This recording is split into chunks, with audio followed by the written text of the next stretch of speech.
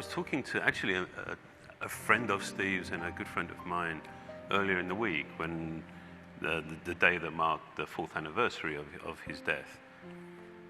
And one of the things that really struck me was, at that point, 4 years ago, you know, I was very conscious. I was faced really with this wall of grief, but an awful lot of very messy, a whole series of multiple feelings. And in thinking of him then, there was just this incredible complexity of all of his different characteristics and attributes.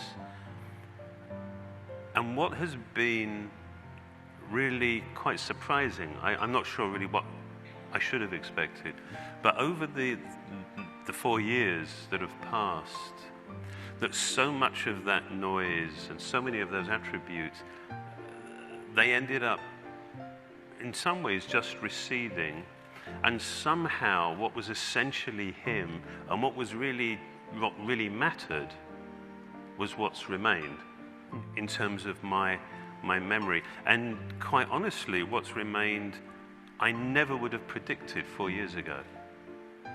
And what's remained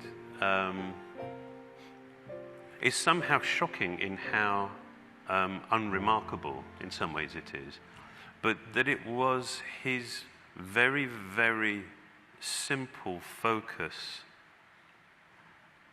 on trying to make something really beautiful and great.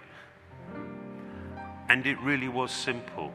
It wasn't, there wasn't heartwarmingly simple. There wasn't this grand plan of winning or a very complicated agenda.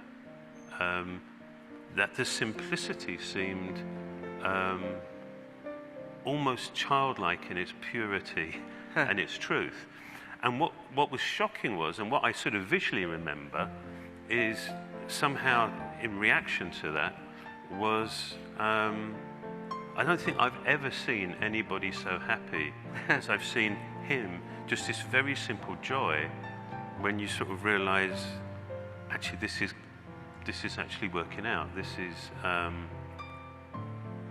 actually going to be good. This could be great. Right. But it was just the simplicity of that, and that stands in such stark, obviously stands in such stark contrast to the way that he's being frequently and popularly portrayed at the moment. But the just lack of agenda and the selfless just, I mean, he worked so incredibly hard, and it wasn't to make products for himself or for me. I mean, the whole idea was that we made quite a few of them. And there was this, I spoke at the eulogy, and this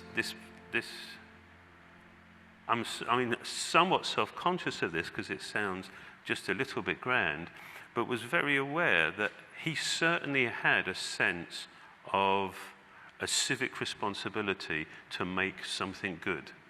And it's a way that you can somehow make a contribution to humanity and to culture. But yeah, it was that, the simplicity was what I'm sort of left with now, right. Which is beautiful and at the same time a little heartbreaking.